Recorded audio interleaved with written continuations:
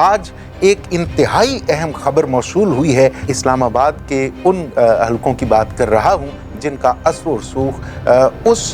ताकतवर तबके में बहुत गहरा है। मुस्तकबिल करीब में कहीं इंतखाबात होते दिखाई नहीं दे रहे। मुस्तकबिल करीब में ये हुकूमत भी नहीं रहेगी। जी हाँ, ये जो हुक्मरान इत्तेहाद की हुकूमत है, जो पीडीएम की हुकूमत है, जिसमें पीपल्स पार्टी भी शामिल है, ये हुकूमत नहीं रहेगी। मुख्तलिफ सियासतदानों की करप्शन हो, बदउनवानियाँ हो, उन पर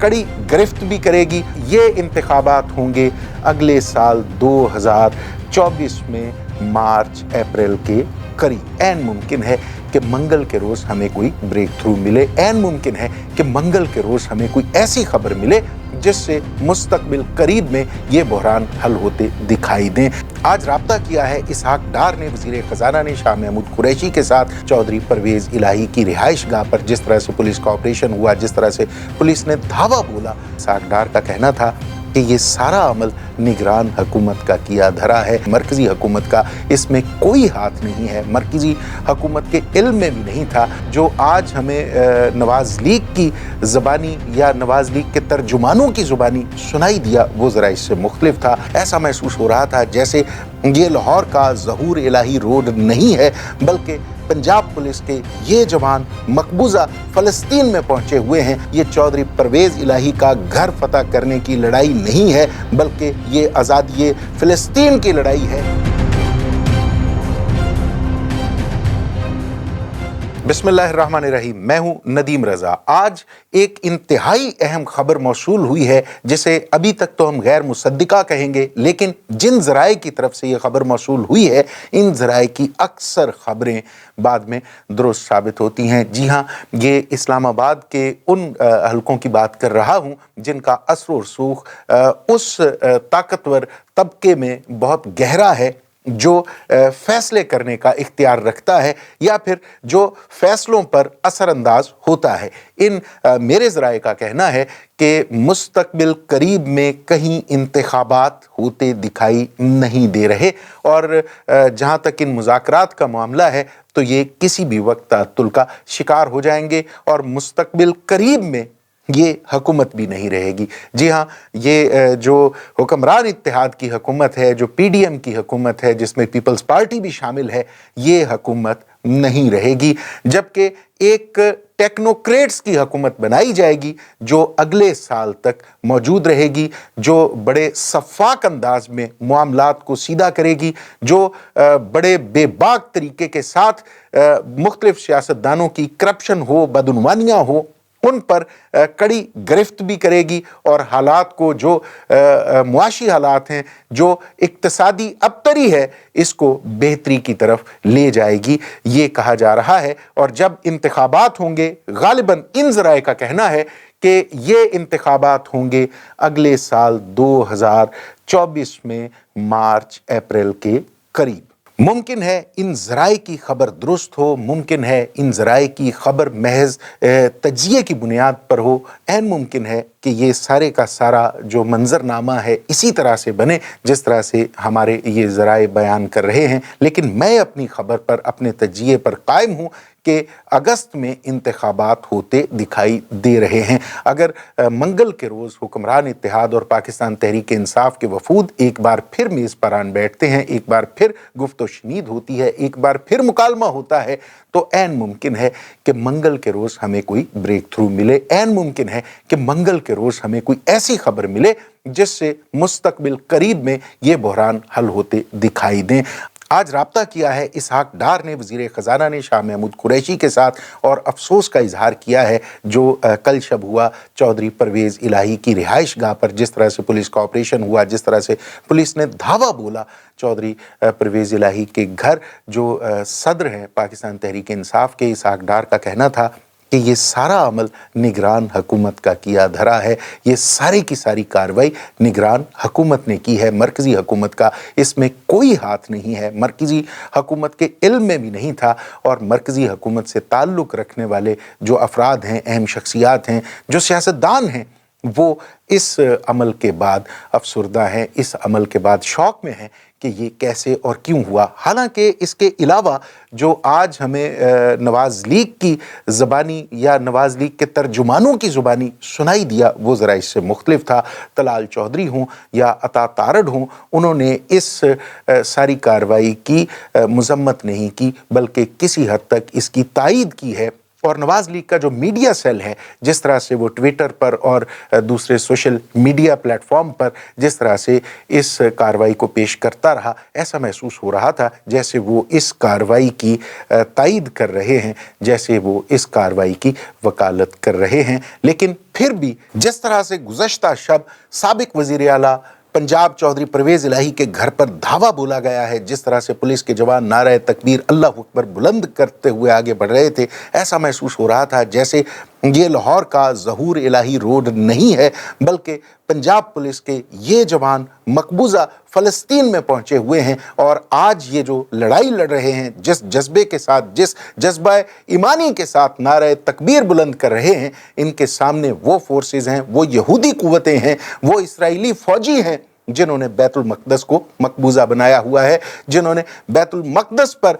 कब्जा कर रखा है। ये चौधरी परवेज़ इलाही का घर फतह करने की लड़ाई नहीं है बल्कि ये आज़ादी फ़लस्तीन की लड़ाई है या फिर आज़ादी कश्मीर की लड़ाई है। जिस तरह से चौधरी परवेज़ इलाही के घर की दीवारों पर खड़े होके ये लोग तमाशा कर रहे थे, जिस तरह से बख्तरबंद गाड़ी के ज़रिए घर का मरकज़ी दरवाज़ा तोड़ा गया और जिस तरह से बख्तरबंद गाड़ी के ज़रिए घर का मरकज़ी दरवाज़ा तोड़ा गया, जिस तरह से ख़ातीन को हरासा किया गया, जिस तरह से घर के मुलाज़मीन को तशद्दुद करके गिरफ्तार किया गया, इस पर आप किस तरह से कह सकते हैं कि इस सारी कार्रवाई का मूजिब एक ऐसा मुकदमा था जो एंटी करप्शन में दायर हुआ, जिसके जैसे बेशुमार मुकदमात, सैकड़ों मुकदमात बंद फाइलों में पड़े सर्द खानों में गल सड़ रहे हैं। और फिर ये सवाल अपनी जगह पर अलग है कि रात के पिछले पहर कार्रवाई का मकसद क्या था। क्या चौधरी परवेज़ इलाही इस पाकिस्तान से भाग रहे थे, इस रियासत से भाग रहे थे? क्या वो अंडरग्राउंड हो रहे थे? और जब ख़ास तौर पर पुलिस को ये बता दिया गया था कि इस मुकदमे में चौधरी परवेज़ इलाही की ज़मानत हो चुकी है, इसके बावजूद जिस तरह से पुलिस का रवैया था, फिर जिस तरह से न्यूज़ चैनल्स पर चौधरी शाफे हुसैन और चौधरी सालिक हुसैन की फुटेजेस नुमायां करके दिखाई जा रही थी, बज़ाहिर तो वो पुलिस के साथ मुज़ाहमत कर रहे थे, लेकिन उनके चेहरे पर जो मुस्कुराहट थी वो उनके दिल का हाल बता रही थी। अगर आप इसके बारे में मज़ीद जानना चाहते हैं तो चंद रोज़ पहले जो चौधरी शाफे हुसैन ने प्रेस कॉन्फ्रेंस की थी चौधरी सरवर के हमरा, उसको ज़रा गौर से सुनिए। उस प्रेस कॉन्फ्रेंस में चौधरी शाफे हुसैन का कहना था कि जो गुज़श्ता पंजाब हुकूमत थी, जिसके वज़ीर आला पंजाब चौधरी परवेज़ इलाही थे, उस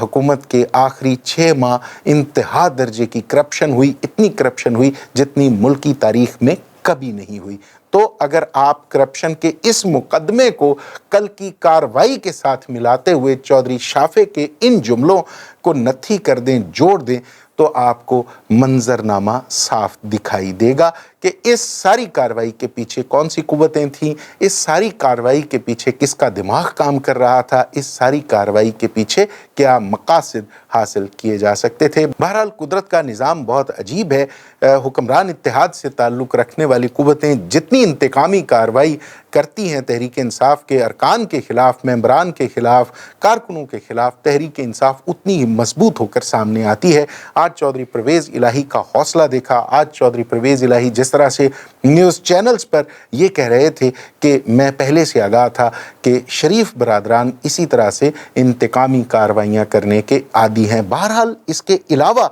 अगर आप देखते हैं तो हमें जो परवेज़ इलाही का ज़ाती ताल्लुक़ था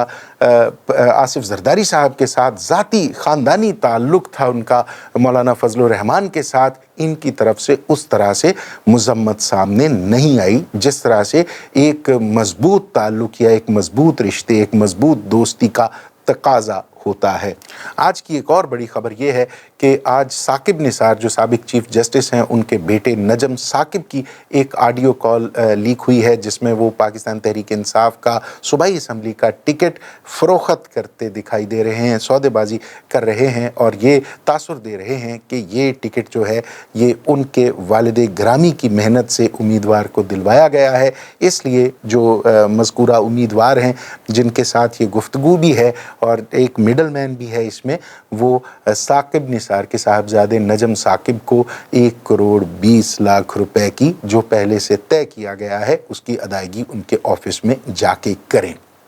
ثاقب نثار صاحب کے حوالے سے کچھ بھی تاثر ہو، اب تک ثاقب نثار کے حوالے سے جتنا پروپیگنڈا کیا گیا وہ کاؤنٹر ہوا ہے، وہ ناکام ہوا ہے۔ ان کے خلاف ان کو بابا ڈیم فل کہا گیا، ڈیم فنڈز کے حوالے سے ان پر تنقید کی گئی، لیکن وقت نے ثابت کیا کہ ثاقب نثار نے 20 ارب کے قریب اس ریاست کے قومی خزانے میں ڈیم کے نام پر چندہ اکٹھا کر کے جمع کروایا۔ یہ بہت بڑی رقم تھی۔ ثاقب نثار کی پچھلے دنوں بھی ایک آڈیو کال جو ہے وہ لیک کروائی گئی تھی، لیکن اس سے بھی ان کے احترام میں اس طرح کمی نہیں آئی تھی، اس پر بھی لوگوں نے کان نہیں دھرے تھے۔ لیکن جس طرح سے آج ان کے صاحبزادے کی گفتگو منظر عام پر آئی ہے یہ انتہائی افسوسناک ہے۔ اس پر افسوس کا اظہار کیا جا سکتا ہے کہ وہ شخص جس کے ساتھ ان کی گفتگو تھی وہ بار بار کہہ رہا ہے کہ خدا کے بندے فون پر ایسی بات نہیں کرتے، لیکن ثاقب نثار صاحب کے صاحبزادے کو نہ جانے کون سی بے خوفی ہے، کس طرح کا ان کا اعتماد ہے کہ وہ یہ جانتے بوجھتے بھی کہ ان کے ابا حضور کی آڈیو کال بھی لیک ہو چکی ہے، وہ انتہائی پر اعتماد لہجے میں پیسوں کی ڈیمانڈ کر رہے ہیں، کہہ رہے ہیں کہ 1,20,00,000 روپے ان کے دفتر پہنچا دیے جائیں ورنہ وہ ڈائریکٹ ہو جائیں گے۔ کچھ اس قسم کی گفتگو ہے، اگرچہ ابھی اس گفتگو اس آڈیو کال کے لیک ہونے پر بھی سوالات ہیں، کیا یہ مختلف اوقات میں کی گئی گفتگو کو جوڑ کر یہ پوری جو گفتگو ہے بنائی گئی، یا پھر معاملہ کوئی اور ہے، یا واقعی ثاقب نثار کا بیٹا تحریک انصاف کے فرنٹ مین کے طور پر ٹکٹوں کی خرید و فروخت میں ملوث ہے۔ عمران خان کو چاہیے کہ اپنے ارد گرد جو لوگ موجود ہیں ان پر نگاہ رکھیں۔ عمران خان فرد واحد ہیں، عمران خان ہی تحریک انصاف کا نام ہے، کوئی وہ جس کو بھی ٹکٹ جاری کریں گے تحریک انصاف کا ووٹ اس کو پڑے گا، عمران خان کا ووٹ اسے پڑے گا۔ اب یہ اس سے آپ قطع نظر نہیں کر سکتے، اس سے صرف نگاہ نہیں کر سکتے کہ لوگ جو عمران خان کے ارد گرد ہیں، وہ لوگ جو عمران خان پر اپنا اثر و رسوخ رکھتے ہیں، وہ تحریک انصاف کی ٹکٹیں بیچ رہے ہیں۔ اس آڈیو کال کے لیک ہونے کے بعد جو نواز لیگ اور اتحادی حکمران اتحادی جماعتیں ہیں ان کا یہ پروپیگنڈا تقویت پکڑے گا کہ پاکستان تحریک انصاف اپنی ٹکٹیں فروخت کر رہی ہے، ٹکٹیں بیچ رہی ہے، مال پانی اکٹھا کیا جا رہا ہے، عمران خان اپنی جیبیں بھر رہے ہیں، ایسی اور بہت سی باتیں، ایسے اور بہت سے الزامات۔ اور آخر پر ان اداروں سے ایک بار پھر مخاطب ہوں گے جو ادارے سیاسی قوتوں کے اعلی کار بن کر، جو اپنی بنیادی ذمہ داریاں بھول کر، جو اپنا آئینی کردار بھول کر سیاسی قوتوں کے اعلی کار بنے ہوئے ہیں، جو حکمران اتحاد کے سیاسی مخالفین کی نجی زندگی کو ریکارڈ کر رہے ہیں، جو ان کی نجی گفتگو کو ریکارڈ کر رہے ہیں، جو سیاسی مخالفین کی خواتین تک کے ٹیلی فون ٹیپ کر رہے ہیں، ان سے گزارش ہے کہ خدا را اپنی ذمہ داریاں نبھائیے، اپنی وہ ذمہ داری نبھائیے جس کی وہ تنخواہ لیتے ہیں، وہ ذمہ داریاں نبھائیے جن کا تعین آئین اور قانون کے دائرے میں کیا گیا ہے۔ اگر آپ اس طرح سے سیاسی قوتوں کے اعلی کار بنیں گے، سیاسی قوتوں کے کہنے پر آپ اس طرح کی حرکتیں کریں گے تو یقین مانیے یہ کوئی قومی خدمت نہیں ہے، یہ خالص تر ریاست کے ساتھ دشمنی ہے، یہ خالص تر ریاست کی جڑیں کھودنے کا عمل ہے، یہ ریاست کی بنیادیں کمزور کرنے کا جرم ہے۔ اللہ رب العالمین ہماری ریاست پر، اس ریاست کے عوام پر اپنی رحمتوں، برکتوں اور نعمتوں کا نزول رکھے۔ اجازت دیجیے، خدا حافظ۔